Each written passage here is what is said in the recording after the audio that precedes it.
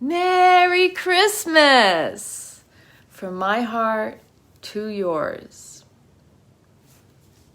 Big hearts, big love, and letting you know that during this Christmas holiday, it is okay if you don't give gifts because you are a gift.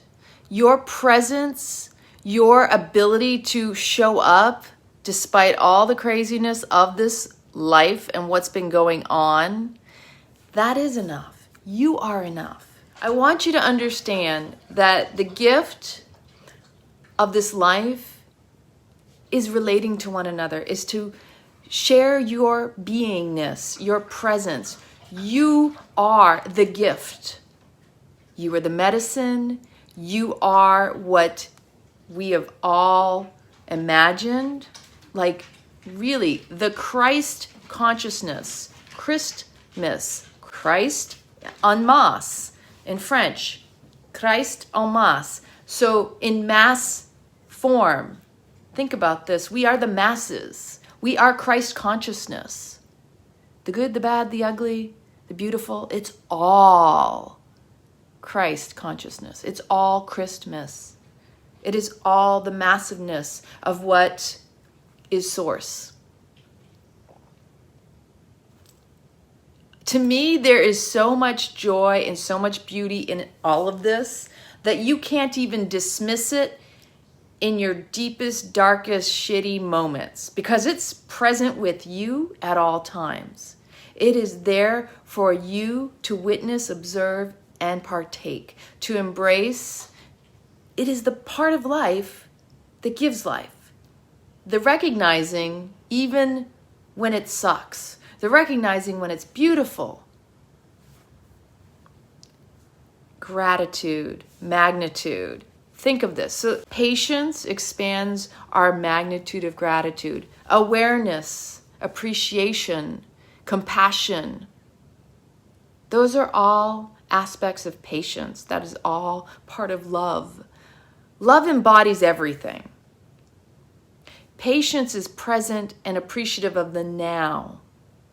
Patient is an awareness and observance of the contrast of what could be if it weren't in the moment and patient now. Impatience is when you're not acknowledging the impermanence, the fact that this moment is fleeting. It's very much like power versus force. Patience is your innate power. You always have a choice to slow down and be present. Impatience is force. Impatience is driven by fear. Impatience is when you're rushing to get things done in anticipation of something you are not present and with now, that you think you're missing out on, right? Fear of missing out, FOMO. We've been caught up and conditioned into technology and this instant gratification that we're fearful of losing out on the next fleeting moment, that we're not present for the current one. The fear of missing out is also the anticipation of the future. It's motivated from a place of lack. Fear drives us just as much as our pleasure, our moments. But you also notice there's a huge difference.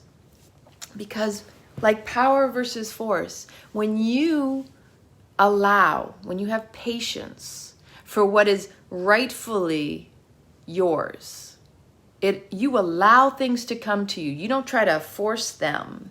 You don't try to hurry them up or rush them. They last longer.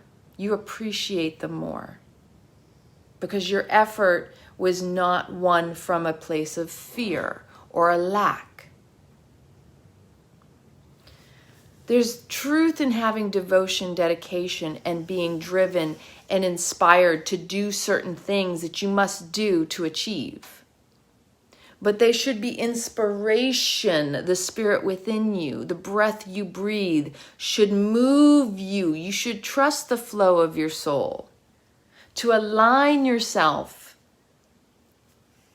to your Christ consciousness, to the inner light that shines in the direction you must go. I don't know why I was driven or felt moved to go there or to do that. I just felt inspired. When you try to force something, you try to speed it up, you try to rush things for happening for you. Do you ever notice the more you push to get things done, quite often they fizzle, they fall, they don't succeed, they fail. Do you realize that our successes and our failures are right there in our face, showing us what it is that works and what it is that doesn't?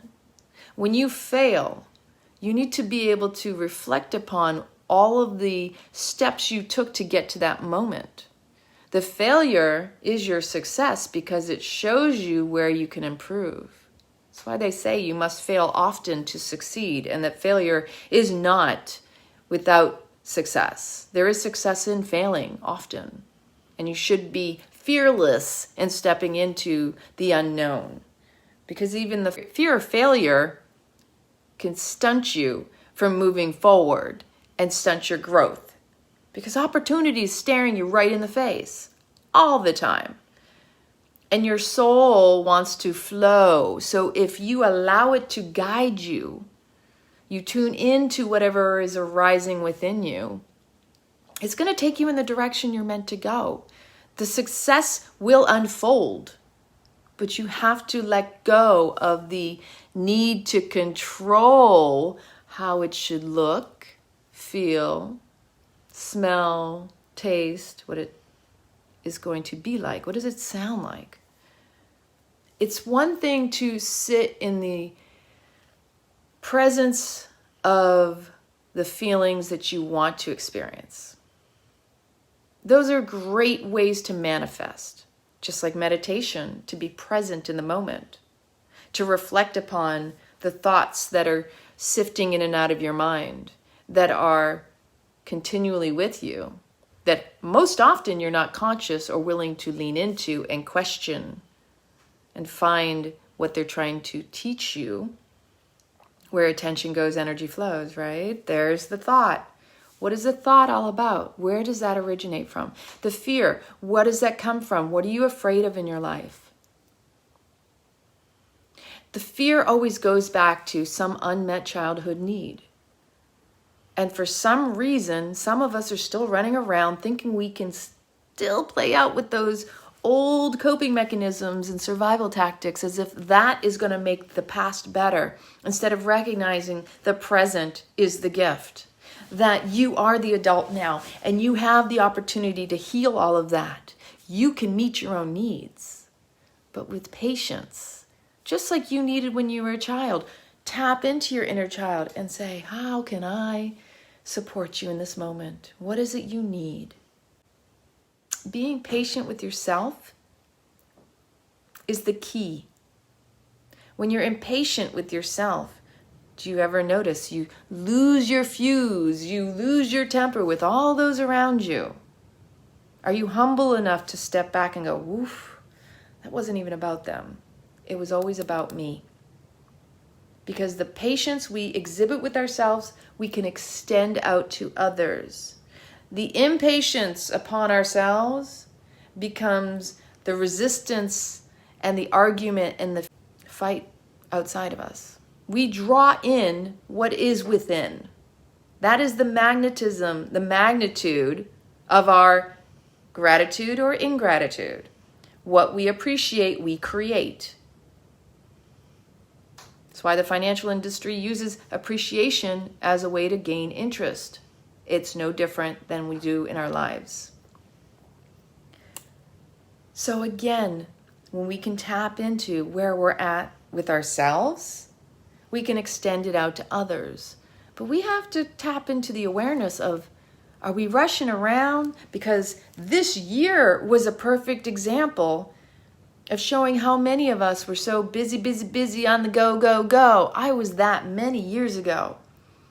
During my times of being in the military and working for the government and in corporate jobs, go, go, go, go, go, because I thrive on the go, that I work best under pressure. Boy, what a badge of honor that one is. How do you feel with that? Do you feel like Tarzan? Do you feel like you got the courage? Do you really think you got shit under control? Because when you're on the go, go, go, you're running from something behind you. Whenever we're rushing, pushing, forcing, all we're doing is creating more of that. And we're not recognizing our worthiness in slowing down and taking it easy. That's humbling in itself. Thinking we need to rush everywhere gives us self-importance, doesn't it? Look at me, I'm the martyr. I'm constantly on the go. God forbid that I should slow down and take some time and consideration for myself, because there's so many people who depend upon me. Yes, my mother is watching over me saying, I was that too. She taught me. She taught me all about it through witnessing it with her, but also me taking on her story, as well as my father and many other people that I admired and I looked up to. Patience is recognizing it will get done in perfect time. We're not talking about being lazy either. There's a huge disparity there. And you can turn around and you can discern, you can learn what your cues and signals are. But patience is a key superpower in your toolbox.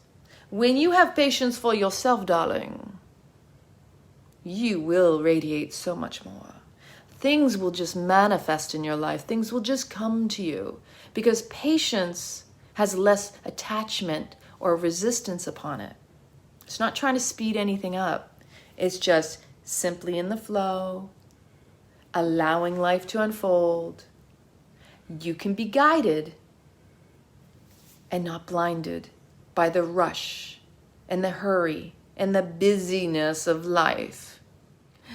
Our mass exodus, our mad rush to must buy presents. It's the holidays. Gift giving. It's okay if you can't afford to give the gifts that you want to this year. It's okay if you're not where you wish you were in this moment.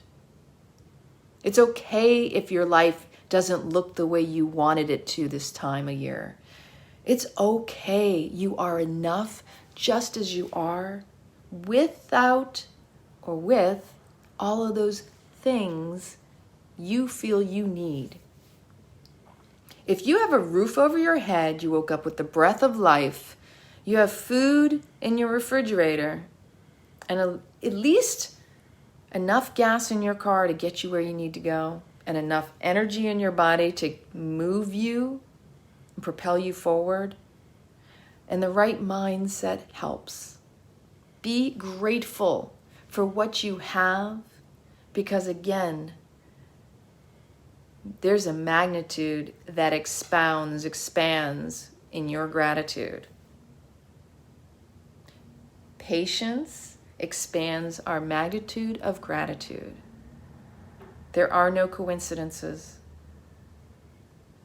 I sat reflecting because over these past several weeks, I've been trying to get things done and figure things out, because isn't that what we do?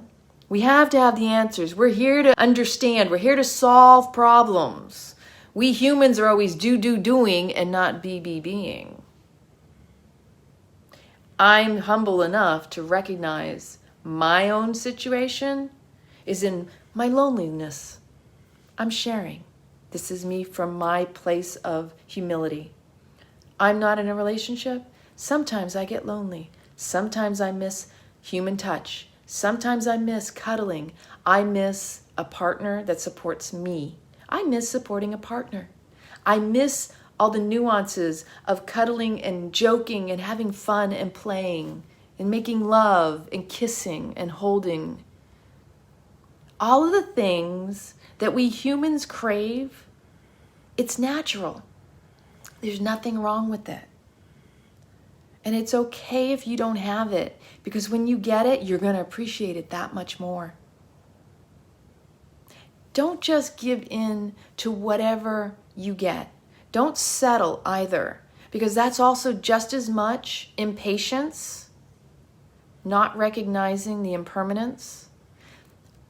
That when we settle for less than what we truly desire, that our soul's calling for, it doesn't work out. It's power versus force. It's a form of force. I'll just settle for this relationship now, but you're always looking for the one that you claim that you always wanted. You're not present with that relationship. You're settling for something that wasn't meant for you. It's not going to work out. How many of you out there have found yourself at the end of a relationship realizing, this wasn't really what I wanted, I just settled? We create our own suffering. Because we want something now, we settle for something in the moment. We don't recognize it's not necessarily meant for us. But there is always going to be something in it for you. It's going to give you the contrast and the awareness around the fact that it wasn't meant for you. And that when you get through it, you're going to get another lesson, another little blessing that will get you that much closer. Because as we say, we have to go through many relationships to recognize who we are and what it is that complements us and how we can contribute and support another, because that's relationship is a two-way contribution. It's never one should be giving more than the other, or in the sense that we should be complementing each other. We should come together as a union, yoking. Relationship is how we relay information. We expand the light. We unite. On top of all of that, I've got a house that is so in dire need of renovation. It has my porch is sinking. I cannot make this stuff up. I have a refrigerator falling apart. My floors are termite eaten. I moved this chair so I could have the light on me from outside. And I realized the rat that's been living in my house coming in for snacks is living underneath this couch, this chair. Because there's cushion, and I move it all the time. I clean under this thing. There are rat drops and cushions. Apparently it was pretty darn cold last night. There's fluff. He's taking the mattress and the cushions underneath and taking all the stuffing out and making himself a little homey, hibernating in the couch. You can't make this stuff up, people. But I'm okay. And I had to sit with the humility and humbleness of, wow, I haven't been patient with myself and where I'm at. And that this is impermanent. This too shall pass. That with my own patience and appreciation for what I actually do have, I'm going to be okay. That I've worked my butt off to get to where I'm at, and that I have had my moments of I need to go within. I need to step away from even technology. If you don't see me, I'm not going anywhere. Don't worry. I'm trying to figure out the next best right move. Soul alignment. Even these platforms they're disbanding themselves. They're dismantling their own power.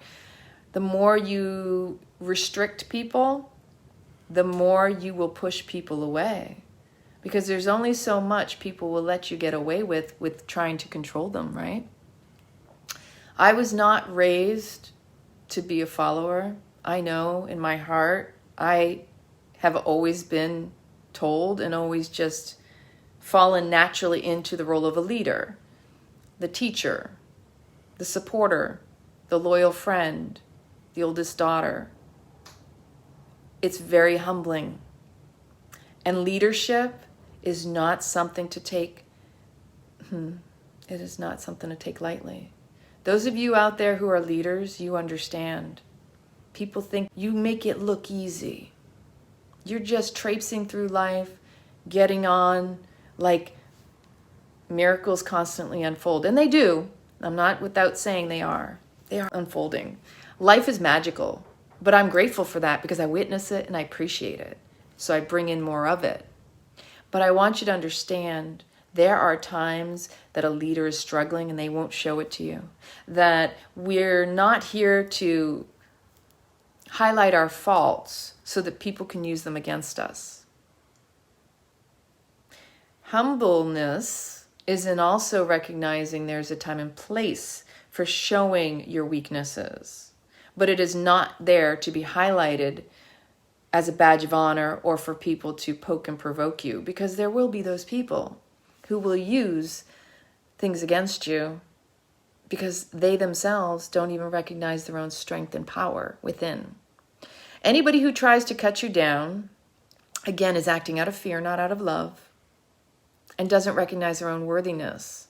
Therefore, cutting down another is their way of elevating themselves.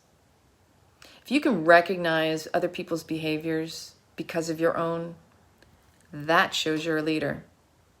I say that from that place in myself, that what I see in another, I know exists in me, even the good and the bad. Doesn't matter what it is. I have patience. I have patience for myself because I've made it this far in my life. I've had many life experiences to support me, to propel me, and truly, truly be grateful for. Everything in my life has brought me to this moment. I have survived everything I've ever encountered and will continue to thrive because I don't believe in giving up. And I don't believe in settling for less than. And here's why. Because when you settle for less than, you set the example and you set a bar, and people will treat you the way you treat yourself. Don't be impatient with yourself. All that will do is draw on people being impatient with you. Everybody out there is struggling with something in their life, and it's because that is something they need to work through, just like you have had to work through your own issues. Struggles are choices, though. You can choose your power or choose your struggle. Stay in your peace or wallow in your misery. It's always a choice. All of it is a choice. And so on this holiday season, I'm encouraging you to recognize, be patient with yourself, lower your need to attach to outcomes, to expectations and attachments. Our expectations and attachments and our desires are the leading cause of our suffering. Because when we're so tightly gripping onto something, someone, that's a fear of missing out. It's a need to control because of some old wound from our childhood.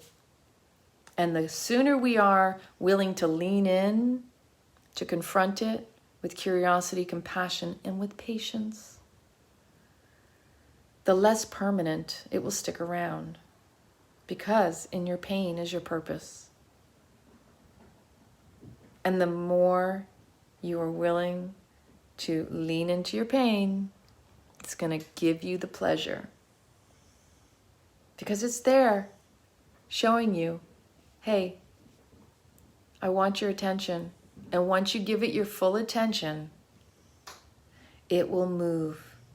Because it will have the opportunity to show you what it is it's been trying to get your attention to see. And then you can move on to the pleasure. It will present you with your pleasure. The deeper you are willing to dive into your life, into your stuff, the higher you're going to rise. But that is the correlation and the relationship between you, your dedication, your patience, compassion, and love for you. So I wish you all the most amazingly blessed, blissful, patient, present Christmas holiday. Because your presence is the gift. It's not about pieces of material. It's not even about the food. It's about you being present with those you love, that you claim, that you want to be with, that you've been rushing around for whatever reasons. The rush, you have nowhere to be but right here now in this.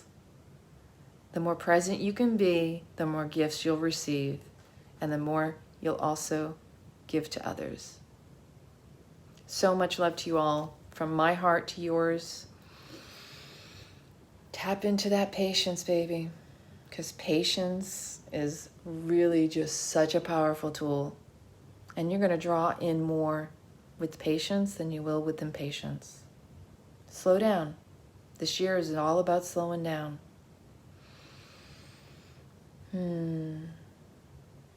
Truly, I love you.